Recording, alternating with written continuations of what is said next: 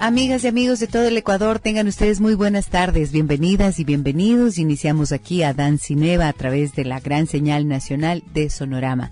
Mi saludo muy cordial a todas las personas que nos escuchan en la Sierra Centro, esto es las provincias de Cotopaxi, Chimborazo y Tungurahua, y nos escuchan en la frecuencia 103.7. Llueve en esta ciudad desde hace algunos días. El tiempo está gris, hay rayos, truenos, centellas parecería, ¿no? Bueno, y nosotros con ganas de compartir con ustedes este programa en el que, como les comenté el día de ayer, estará con nosotros hoy la doctora Pilar Mosquera Chávez. Acaba de publicar su último libro, Por un poco más de vida. Tendremos la oportunidad de conversar con ella y de saber si puede una enfermedad como el cáncer destruir los sueños de los pacientes. ¿Cómo es esa experiencia? Lo sabremos en breve.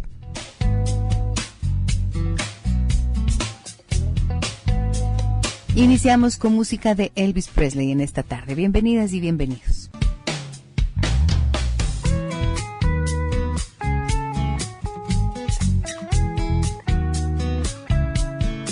Ahora el sedán más vendido en el mundo también tiene el mejor financiamiento. Adquiera su Ford Focus con el 50% de entrada hasta 18 meses sin intereses o con el 30% de entrada a 12 meses sin intereses. Solo en Quito Motors, horarios extendidos durante el fin de semana.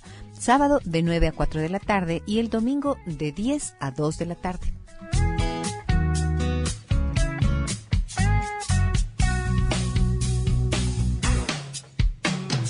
El pasado miércoles 16 de octubre en la librería Rayuela de la ciudad de Quito se realizó la presentación del libro de la doctora Pilar Mosquera, escritora ecuatoriana, médica ginecóloga de larga trayectoria que ha sido una colaboradora permanente de este programa desde hace mucho tiempo. Por un poco más de vida se llama. Pili, ¿cómo fue esta presentación? ¿Cómo te sentiste al poner ya a consideración del público esta obra tuya?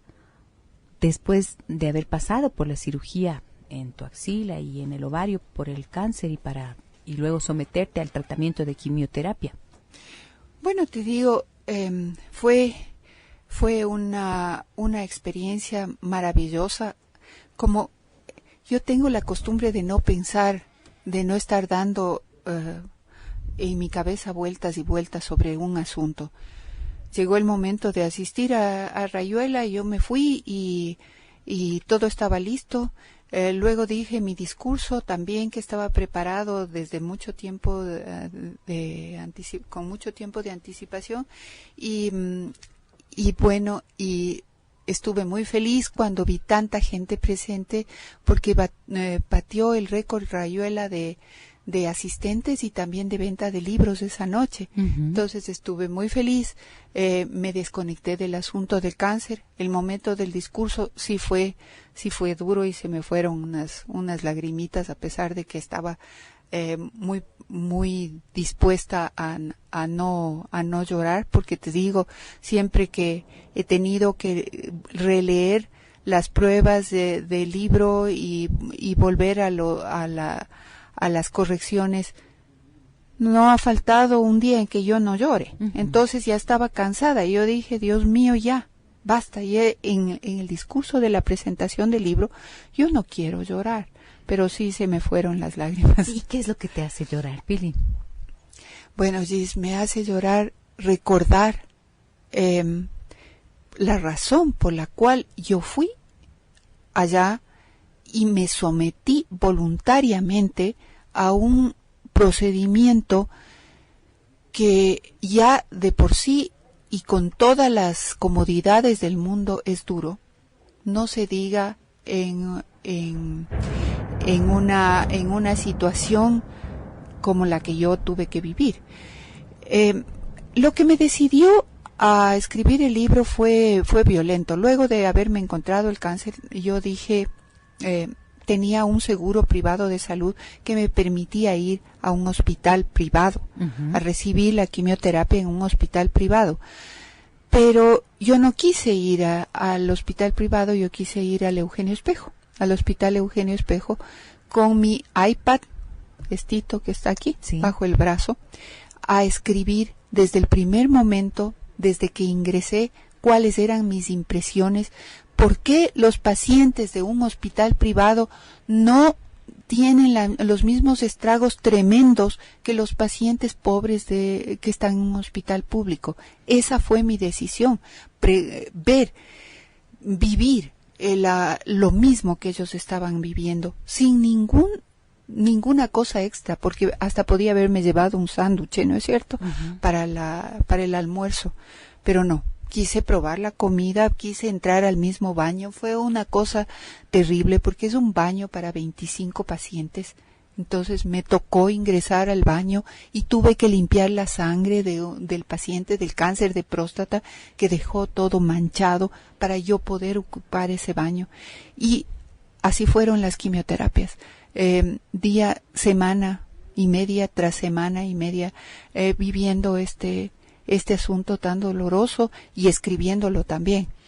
Ahí tú empezaste a registrar tanto lo que sentías y pensabas como lo que ibas observando en los pacientes con los que ibas compartiendo estas sesiones de quimioterapia, ¿no es cierto? Sí, exactamente. Ahora, el momento en que tú relatas en el libro que llega un momento para ti que después de haber pasado ya por una experiencia de cirugía, de haber extirpado el cáncer de mama hace 13 años, ¿te parece que decías hasta con mostacho, con dientes y demás? Y entonces hay un momento en el que tú dices en el libro que te enfrentas a una decisión crucial, que es tomar o no la quimioterapia. Exacto. Porque el libro surge de ese proceso, pero sí, antes de eso estás en esta disyuntiva. Sí. Y eso me llevaba a pensar en algo que es bien complejo, ¿no es cierto? Que es cómo hay un momento en el que la persona que está enfrentada a una enfermedad que puede ser terminal es que toma una decisión de apostarle a la vida o no. Así es. ¿Verdad? Sí. ¿Qué pasó contigo ahí? ¿Sabes lo que pasó? 6 meses antes de que yo me descubra el cáncer,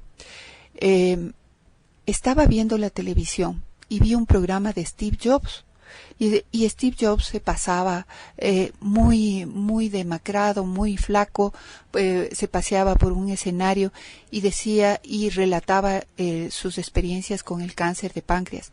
Y decía, ay, si yo hubiera tenido la valentía o la mente, la lucidez mental como para el momento que me ofrecieron la cirugía y la quimioterapia, yo haber dicho, sí, me voy a hacer la cirugía y me voy a hacer la quimioterapia, seguramente no me estaría despidiendo en este momento de ustedes. Y poco tiempo después, creo que unos 15 días después, se murió. Uh-huh. Y él tenía un cáncer de los más benignos de páncreas, y el médico le dijo, mira, tú tienes este cáncer, tienes toda la oportunidad del mundo de salvarte, pero hay que actuar ya. Entonces, a mí me dijeron eso.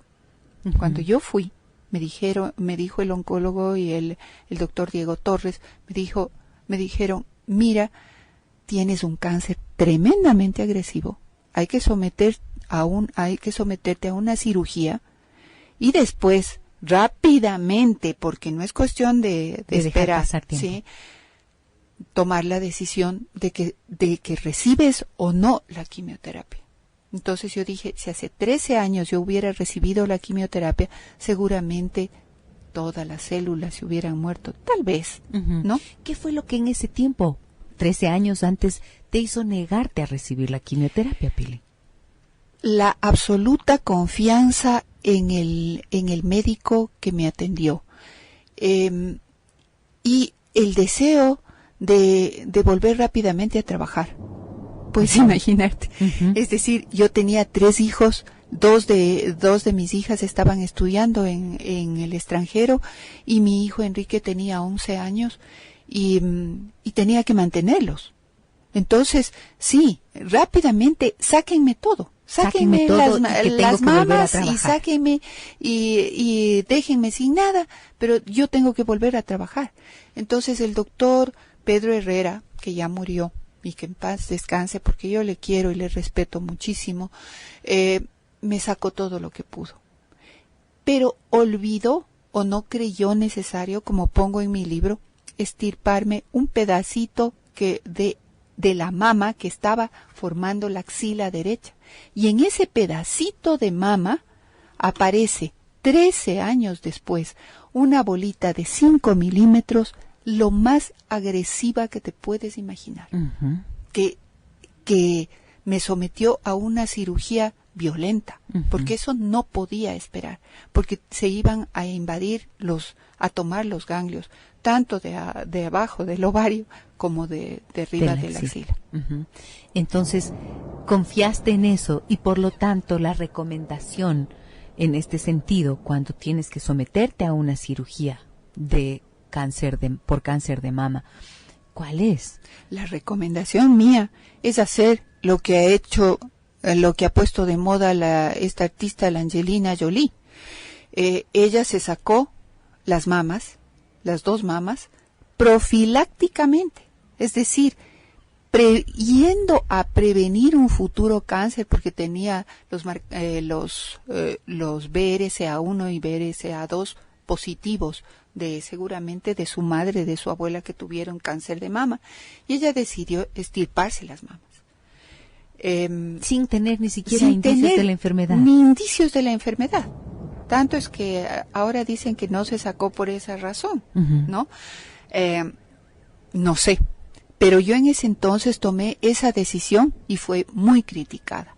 Dijeron, pero era un cáncer tan pequeño, ¿por qué no te sacaste solamente la bolita, el nodulito, que ni sé qué, ni sé cuánto? Yo dije, tú te hiciste la yo me extirpación hice completa de los dos. Uh-huh. Entonces, fíjate, si no hubiera hecho eso, al año hubiera tenido en el otro lado este cáncer en espejo que se llama, y se demoró 13 años en aparecer en la axila. 13 años. 13 años en aparecer en la axila. Ahora no tengo ningún apuro el apuro que tenía él hace 13 años, ¿no? Sin embargo, decidí realizarme la cirugía y la quimioterapia. Quería saber qué era, cómo se podía ayudar a la gente. Ahí, entonces, una parte es la mujer que está viviendo la enfermedad, la madre que ya está en otras circunstancias de vida con los hijos que han crecido, y aparece la profesional, ¿no es cierto? La médica, la ginecóloga, la investigadora, la científica, que de alguna manera también quiere entender qué es lo que pasa, inclusive en su propio cuerpo, en su propia piel, y además entender cómo es esa experiencia en los pacientes que lo padecen. Ahora yo te digo, sería una mentira si yo digo que qué mal que me sentí con la quimioterapia. No me sentí mal, porque yo descubrí la manera de no sentirse mal. Y eso transmito en mi libro. Esta es la cosa. De eso vamos a hablar. Luego de la pausa comercial le vamos a preguntar a la doctora Pilar Mosquera cómo lo logró. Porque resulta que eso es uno de los temores más grandes que tienen las personas que tienen un diagnóstico de cáncer y que tienen que enfrentar también esa decisión. ¿Me hago o no me hago la quimioterapia? Como le pasó a Pili. Volvemos enseguida.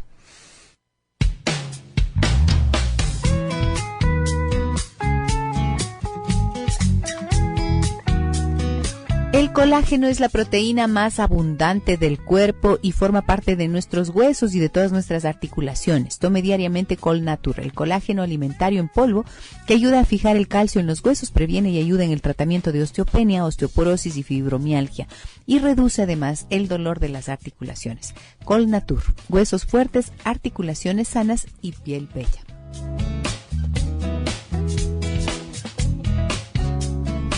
3 de la tarde con 40 minutos, retomamos la conversación con la doctora Pilar Mosquera. Recuerdo, Pili, que cuando estabas en ese proceso de quimioterapia nos visitaste por aquí y tuviste una iniciativa, ¿no es cierto?, de invitar a la gente a que apoyara a las personas que compartían contigo precisamente esas sesiones en el Hospital Eugenio Espejo, esas sesiones de quimioterapia, para que no tuvieran tanto problema. Sí. ¿Qué fue lo que descubriste que podía hacer menos fuerte o doloroso o molesto el proceso de quimioterapia? Es que como todos los descubrimientos en la vida son producto de la casualidad. Y eso pasó conmigo. El día anterior de la quimioterapia, mi hija ahí me dijo, tienes que hidratarte bien. Ya, eso es conocido. Uno tiene que ponerse un suero de hidratación o tomar agua y tomar agua y tomar agua. Pero yo decidí que además del suero de hidratación y de la vitamina C y todo, porque cierto es que iba a someterme a un proceso de quimioterapia en un hospital que no tenía ninguna comodidad, pero por lo menos quería irme para no experimentar tanto sufrimiento, porque no sabía lo que iba. Nadie te dice, nadie te explica eso. Entonces empecé a tomar líquidos que tenían electrolitos. Me tomé 2 frascos de electrolitos del día anterior, de estos sueros que te dan cuando tú estás vomitando con diarrea, tienes un problema de deshidratación. 2 sueros del día anterior, 2 sueros del día de la quimioterapia y 2 sueros después. Y pregúntame, sería una mentira si yo te digo que tuve algún problema. Me sentía decaída y me sentía débil, pero jamás vomité, jamás tuve un dolor de estómago, ni dolor de cabeza, ni me sentía hecho pedazos, como veía que mis compañeros que estaban sentados al lado mío se derrumbaban.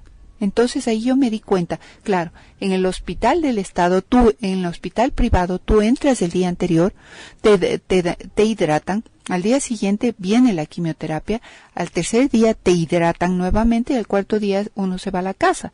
Pero en el hospital del Estado, la pobre gente sale a la 1 de la mañana de la provincia de Imbabura, de la provincia de Cotopaxi o de donde venga, y llega a recibir en ayunas, sin haber desayunado, sin tomar nada, y llega a que le pasen esos químicos y uno siente que se quema. Es verdad. Yo sentía que se me incendiaba todo. Pero puedes imaginarte yo que estaba tan bien hidratada. ¿Cómo sería esa pobre gente que estaba sin haber tomado un vaso de agua? Y ahora que yo voy al hospital Eugenio Espejo todos los viernes, les digo, está bien, tomen agua, pero lo más importante son los líquidos con electrolitos. Si ustedes pueden comprar estos líquidos por ejemplo, Pedialite o Gatorade, cualquiera de esos, y tomar 2 botellas del día antes, 2 del día de la quimioterapia y 2 del día después, ustedes no van a tener ni la mitad de las molestias que ahora tienen. Y eso descubrí. La hidratación es fundamental. La hidratación con electrolitos es fundamental. Ahora, esto con respecto al cuerpo, al organismo que está sufriendo este embate, ¿no es cierto? Pero esto ocurre porque hubo esta decisión de acudir a la quimioterapia.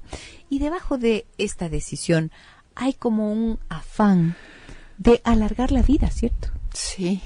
Y allí tú planteas también en el libro, Pili, que esto, por ejemplo, es una decisión personal. Exacto.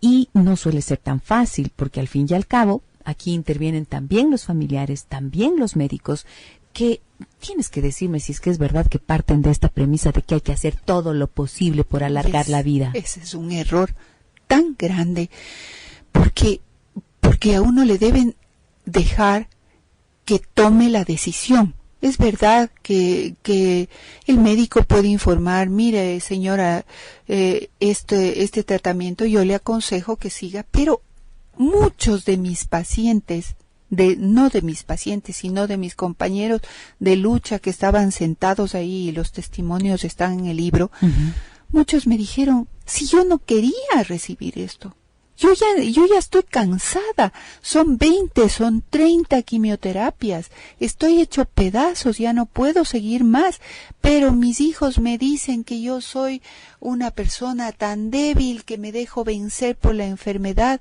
y lo que pasa es que yo ya no quiero seguir. Ya no quiero vivir, ya quiero irme en paz y quiero que me dejen disfrutar de los últimos días que tengo, no con sondas de cirugía, no con quimioterapias, con la cabeza calva ni nada de eso, no. Quiero disfrutar los días que me quedan, y uno tiene que respetar la decisión del paciente y no llamarle débil, y no llamarle ¿qué te pasa? Que no es que posible, no quieres luchar, que no quieres luchar, qué débil, qué poco amor nos tienen. No es verdad, uno tiene tanto amor por la gente que le rodea y que ve que está sufriendo, que ahí es cuando más ganas le da de irse, no de quedarse, sino que dicen, bueno, ya estoy ocasionando gastos, estoy ocasionando sufrimiento, yo me quiero ir, pero no me dejan. Entonces, eso hablo yo mucho en mi libro, que por favor se respete la decisión del paciente.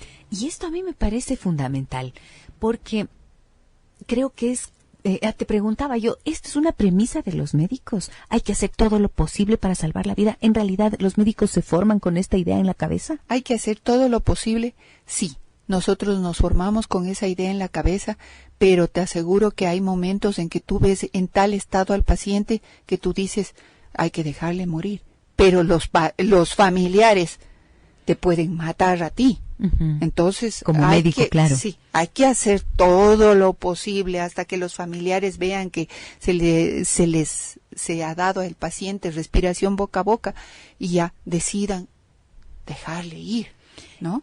Qué importante es esto, decía, porque a propósito de lo que yo he pasado ahora por la pérdida de mi padre, he podido ver por primera vez de cerca lo que ocurre en los hospitales y cómo, llegado a un punto, cuando un paciente, por ejemplo, ingresa a terapia intensiva, conectado a tantos aparatos, el sufrimiento realmente, lo que tú mencionas, el sufrimiento que viven los familiares es enorme. Y me di cuenta, y lo reflexioné mucho, que no es ni siquiera tanto por la cercanía de la muerte, sino por ver el sufrimiento que padece ese ser que tú amas. Claro. ¿No? Claro. Y entonces, creo que sí, como sociedad, como cultura, tenemos que cuestionarnos esto. Porque hay este concepto del que tú hablas bastante acá en el libro también, que es el del si uno tiene derecho a vivir con dignidad, tiene derecho a morir también con dignidad. ¿En qué consistiría entonces ese morir con dignidad? Morir con dignidad. Primero, me parece que es el respeto que uno debe guardar a la decisión del paciente. Y luego, me parece que vi yo hace muchos años el caso de una señora que tenía cáncer de mama, que me fueron a buscar a mí, porque yo había tenido el mismo cáncer, me fueron los parientes a buscar a mí y me dijeron, doctora, le venimos a buscar solamente para que usted le mejore el estilo de vida a mi mamá. La mamá estaba abierta, toda llena de apósitos en el pecho, ¿no? Se desbordaban los tumores cancerosos por todo lado. La pobre señora decía, no, lo que pasa es que yo no tolero ver a mis hijos sufrir, mejóreme el estilo de vida para que mis hijos, no decía ella, para que yo viva un poco más, sino para que mis hijos no sufran tanto, ellos han gastado tanto en mí. No es posible. No es posible que se detenga a un paciente que ya quiere irse y morir con dignidad. Todo hecho pedazos, hecho un Cristo, y que eso haga el paciente para no ver sufrir a sus hijos o a su familia. Ahora, ¿cuándo tú crees que vale la pena? Por ejemplo, tú tomaste la decisión. Yo tuve 3 meses de vida. Y es 1 año, 3 meses. Yo tomé la decisión porque los 3 cánceres que me he encontrado han estado en estadio 1, no han estado en ganglios. Los ganglios míos han sido positivos, es decir, yo tenía, como este señor que te digo, Steve Jobs, mucha posibilidad de salvarme, y por eso decidí por la cirugía y por eso decidí por la quimioterapia, para darme un poco más de vida, como se llama mi libro, para darme un poco más de vida, porque yo pensaba que humildemente te digo que Dios me había escogido para que vaya y experimente todas estas cosas y pueda transmitir en qué consiste la quimioterapia, qué es lo terrible que es, porque a ti te dicen, se le va a caer el pelo, pero alguna persona te ha dicho alguna vez, se le va a caer el pelo con un dolor terrible del cuero cabelludo. Nadie. Entonces, ¿qué me pasó? Yo estaba un día removiendo las plantas y me paso la mano por mi cabeza y me sale llena de pelos. Entonces me puse a llorar. Yo dije, ya me empezó el proceso de la caída del cabello. Pero más lloraba del dolor que de la impresión. La caída del cabello duele tremendamente. Y una señora que estaba en el Eugenio Espejo me dijo, doctora, usted no ha sabido eso. Esta es la tercera vez que a mí se me cae el cabello y es un dolor terrible. Entonces me dijo, el rato que usted siente que ya se le está cayendo el cabello, rasúrese la cabeza. Y ahí el dolor no va a aparecer. Y eso es lo que mi hija hizo. Me rasuró la cabeza y se me fue el dolor, pero yo también me puse las cápsulas de vitamina E en el cuero cabelludo y eso me ayudó a refrescar el cuero cabelludo porque te arde, te duele. No sé, es una cosa terrible. Se te caen las pestañas, las cejas, todo. 1 año y 3 meses. 1 año y 3 meses. Te habían dado un pronóstico de vida de 3 meses. Si no hacía lo que hice, 3 meses. ¿Ha valido la pena? Sí, ha valido la pena porque pude escribir el libro. Estoy tratando de ayudar a esos pobres pacientes que no pueden, que no tienen un lugar adecuado en ese hospital. No es culpa de los médicos, no es culpa de las enfermeras. Te digo, 25 personas hacinadas ahí que no pueden estirar sus pies, que tienen un solo baño para 25 personas, que no tienen una fuente de agua para levantarse y tomar un poquito de agua, pura más que sea, peor, con electrolitos. Entonces, ha valido la pena porque ese libro tiene una misión social. Es muy barato. Casi es un precio, te digo, un precio $10, puedes imaginarte. No va a poder hacer mucho, pero ojalá la gente lo lea y concientice un poco más de esta enfermedad. No es cuestión de ponerse lacitos rosados y gritar y bailar y ya. No, es una enfermedad que te acaba con tu vida, con la vida de los seres que quieres. Es una enfermedad que tú puedes estar muy contenta con tu boina o con tu gorro, pero ¿qué tal que vas a retirar los últimos ahorros que tienes en un banco y te dicen, mire, usted no puede entrar con gorro? ¿Pero por qué no puedo entrar con gorro? Si estoy recibiendo quimioterapia y no tengo un solo pelo en la cabeza. No puede entrar con gorro, porque son las políticas de la empresa. Entonces la paciente me contaba que se entró. Ella se entró y fue a hablar con la secretaria de ahí. Y le dijo, mire señorita, vengo a retirar mis últimos ahorros para comprar una medicación que no hay en el hospital. No me dejan entrar porque estoy con el gorro y no puedo hacer nada. Y la señorita le dijo, señora, lamento mucho, pero son políticas de la empresa. Le obligó a sacar su gorro y ella recorrió todo el banco o toda la cooperativa con la cabeza calva y dice que unos se reían y otros le miraban con pena. Pero esas cosas, los parqueaderos en los carros, gente que acompaña a estos pacientes que vienen solos, que se dé un trato preferencial en las líneas de los bancos, como hay para las embarazadas, para la tercera edad. Yo creo que hablo de todo eso.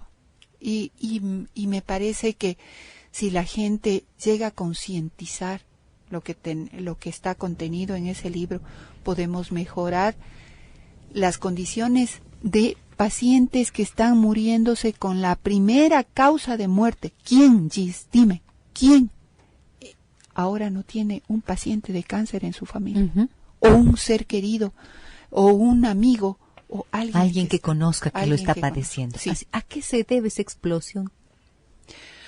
No te podría decir porque nadie sabe las razones del cáncer, pero sí hay muchas relacionadas que también están descritas en mi libro.